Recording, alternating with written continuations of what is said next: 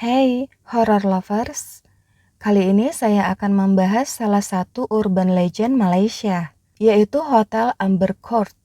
Sebuah tempat yang diselimuti misteri selama beberapa dekade, dan ceritanya diturunkan dari generasi ke generasi. Jadi, hotel ini berada di kompleks perumahan Genting Highlands, Malaysia. Eksteriornya dari atas ke bawah terlihat garis-garis merah gelap seperti darah menggenang di sekitar jendela, bahkan menetes di balkon. Namun ternyata noda merah gelap ini disebabkan oleh alga merah yang disebut Trentepolia yang tumbuh di tempat yang dingin dan basah. Oh alah, pantesan aja, itu kan daerah pegunungan. Jadi bisa aja alga merah ini menempel di pipa tua atau besi berkarat, lalu mengalir ke bawah terbawa air hujan. Selama bertahun-tahun, hotel ini menjadi tempat menginap bagi orang-orang yang kalah judi. Kebanyakan, tidak semuanya. Atau orang yang ingin mencari peruntungan sekali lagi. Coba lagi besok sekali aja.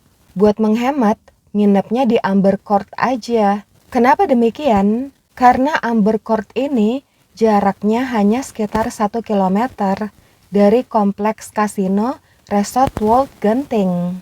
Bayangkan guys, ketika suatu tempat menjadi tempat berkumpulnya orang-orang yang putus asa atau orang-orang yang mengejar keberuntungan dengan cara yang salah, maka sesuatu yang buruk bisa saja terjadi. Di Malaysia, dukun disebut bomoh. Seperti di Indonesia, bomoh ini bisa menyembuhkan orang, mencari orang atau benda yang hilang, bahkan bisa mempengaruhi tingkat keberuntungan seseorang. Selain itu, bomoh juga bisa melatih jin, mengikatnya, dan menggunakan jin itu untuk melakukan berbagai hal. Namun, ketika seorang bomoh mengikat jin, maka si bomoh harus bertanggung jawab mengurus jin tersebut. Seperti memelihara hewan peliharaan, harus dirawat, harus dikasih makan. Dan ketika si bomoh merasa ajalnya sudah dekat, dia harus melepaskan jinnya agar kembali ke tempat asalnya. Kalau enggak, jin itu akan terperangkap, terikat di tempat terakhir dia disimpan. Dan kalau jin itu terperangkap, tidak dikasih makan, tentunya jin itu akan marah guys. Jadi, dikatakan bahwa di Hotel Amber Court ada seorang wanita yang dijuluki sebagai wanita teratai. Namun ada juga yang menyebutnya wanita di lantai 7. Yap, wanita itu tinggal di Amber Court. Memang ada orang-orang yang memilih tinggal dalam jangka panjang di hotel. Mereka membayar sewa per bulan. Umumnya lebih murah daripada tarif harian. Orang yang tinggal di hotel kemungkinan karena mereka nggak mau repot. Karena kan hotel ngasih layanan lengkap. Cleaning, laundry, keamanan, asal duitnya kencang. Nah, si wanita teratai ini sudah cukup tua dan dia tinggal lama di Amber Court. Entah karena dia nggak mau repot atau mungkin ada alasan lain. Jadi wanita teratai ini seperti menawarkan jasa. Orang-orang mengetahui jasa wanita ini melalui mulut ke mulut. Dan sebagaimana yang saya sebutkan di awal, banyak penjudi yang kalah, putus asa, atau ingin mencari peruntungan menginap di hotel ini. Mungkin sebagian dari mereka memilih menginap di Amber Court bukan hanya karena harga yang murah, tapi karena ingin menggunakan jasa si wanita teratai. Wanita ini selalu membawa teratai bersamanya.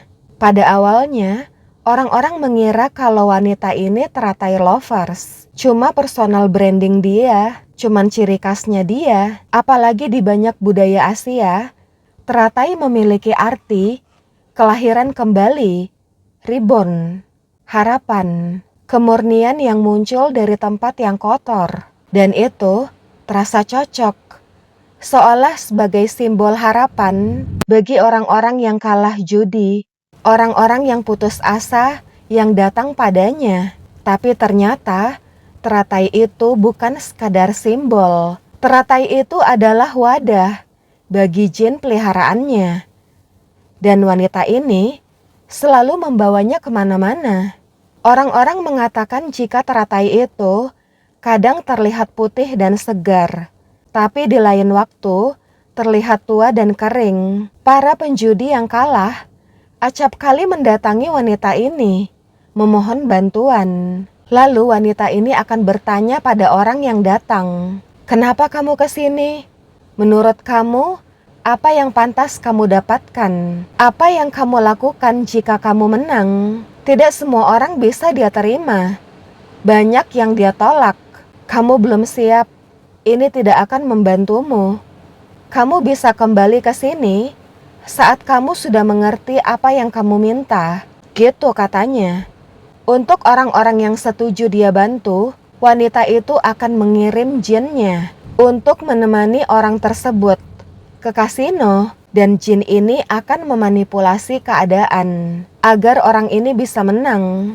Tapi bukan jackpot atau kemenangan besar, melainkan kemenangan yang cukup untuk mengganti uang mereka yang hilang. Tapi tentu saja tidak ada yang gratis kan? Si wanita teratai punya peraturan.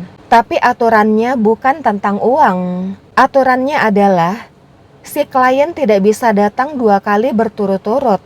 Tidak boleh serakah. Tidak boleh menyalahkan jinnya kalau kalah. Dan yang terpenting, jika ada orang yang kagum dan memuji kemenangan si klien tidak boleh berbohong dengan berkata, "Saya cuman beruntung." Lalu, jika si klien melanggar aturan-aturan ini, maka keberuntungannya akan berubah menjadi kemalangan, berbalik melawan si klien. Kemudian, ada seorang pria, sebut saja Wong. Wong telah berjudi selama 3 malam berturut-turut. Parahnya, Wong menggunakan seluruh dana kuliah anaknya untuk judi ini. Pada malam ketiga, dia kehilangan segalanya. Selama 3 hari itu, Wong menginap di Amber Court. Dia akhirnya mendengar tentang wanita teratai, unit pojok paling ujung di lantai 7. Ketuk 3 kali dan tunggu. Jadi, di malam ketiga itu, di jam 2 pagi, Wong yang putus asa akhirnya membuat keputusan untuk mendatangi si wanita teratai. Pintu terbuka perlahan. Ternyata wanita teratai itu lebih tua dari yang Wong kira. Pakaiannya sederhana, tidak seperti bayangan Wong. Dia mengira wanita teratai itu seperti bomo atau dukun kalau di Indonesia yang menggunakan pakaian ritual khusus. Wong dipersilahkan duduk di sebuah meja. Ia dan si wanita teratai duduk berhadapan. Di atas meja, di antara mereka, ada satu bunga lotus, segar, putih, cantik. Wanita itu pun langsung mengajukan pertanyaan. Karena bohong terasa tidak ada gunanya, jadi Wong menjawab dengan jujur. Wanita teratai itu mendengarkan tanpa menghakimi. Kemudian dia berkata, "Pergilah." Itu saja. Jadi Wong pergi. Tapi dia bingung. Apa ini artinya dia akan membantuku? Tanya Wong dalam hati. Tapi kok wanita itu tidak minta bayaran? Lalu keesokannya, Wong mencoba peruntungan. Sekali lagi. Dan ternyata dia menang. Bukan kemenangan besar, tapi cukup untuk menutupi kerugian yang dia alami. Jadi di malam keempat itu, Wong kembali ke lantai 7. Dia ingin berterima kasih dan membayar wanita teratai itu. Wong mengetuk 3 kali dan menunggu. Lama nggak dibukain pintunya. Entah kenapa, Wong refleks mencoba masuk. Dia putar knop pintunya. Ceklik, nggak dikunci. "Permisi," kata Wong. Masuklah Wong ke dalam. Namun ternyata wanita teratai itu tidak ada. Perabotannya masih ada di sana. Barang-barangnya masih ada. Tapi bunga teratai di meja itu nggak ada. Oh, mungkin si wanita teratai itu lagi pergi pikir Wong. Jadi Wong meninggalkan uang di meja, lalu menutup pintu unit hotel itu, dan Wong pulang ke rumahnya. Malam itu juga. Nah, 3 hari kemudian, Wong kebetulan melewati hotel Amber Court itu. Wong, yang merasa sangat bersyukur atas bantuan wanita teratai itu, tercetus di pikirannya untuk mengunjungi wanita teratai itu, untuk berterima kasih. Soalnya dia ngerasa kurang etis aja, cuma ninggalin duit di meja. Jadi Wong pergi ke lantai 7 lagi. Pas nyampe sana, Wong kaget. Unit hotel wanita teratai itu dan 3 unit di sebelahnya dirantai, guys. Rantainya gede dan gemboknya pun gede. Kayak di film-film, seolah-olah tidak ada yang boleh masuk ke sana selamanya. Jadi Wong bertanya ke security, "Apa yang terjadi, Pak? Kemana wanita teratai itu?" Tapi security itu bilang, dia nggak tahu. Dia cuman bilang kalau manajemen hotel menyegelnya. Beberapa lama kemudian, Wong mendengar desas-desus jika wanita teratai itu sudah meninggoy. Ada yang bilang karena sakit.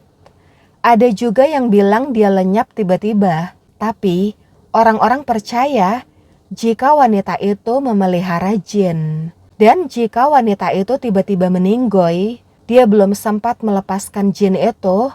Jadi jin itu masih terikat di sana, terjebak di salah satu unit hotel lantai 7, Hotel Amber Court. Sekarang jin itu tidak punya tuan. Tidak ada yang memberinya tujuan. Oh iya, sebuah bunga teratai tidak mungkin bertahan selama bertahun-tahun, bahkan berbulan-bulan. Entah bagaimana konsep wanita itu menjadikan bunga teratai sebagai wadah jinnya. Yang jelas, orang-orang percaya bahwa jin itu masih terjebak di sana. Sekarang bayangkan seekor anjing penjaga. Anjing itu melakukan apa yang diperintahkan tuannya. Anjing itu berperilaku baik, tapi sebenarnya dia patuh, bukan karena dia menginginkannya. Dia melakukannya karena terpaksa. Itu karena semacam kontrak yang terjalin antara dia dan si wanita teratai. Sekarang bayangkan pemiliknya meninggoy. Rantainya masih ada. Anjing itu terperangkap dan sangat marah. Tidak ada makanan, tidak ada perintah, tidak ada tujuan. Anjing itu akan menggonggong, mengamuk, bahkan kehilangan akal sehatnya. Jadi, tepat setelah wanita teratai itu menghilang, jin yang mengamuk itulah yang menjadi penyebab kejadian-kejadian goib di Hotel Amber Court. Jin itu bermanifestasi dalam berbagai cara di seluruh bangunan, seolah seluruh bangunan Hotel Amber Court adalah kandang yang menguncinya, dan lantai 7 disitulah kekuatannya yang paling besar.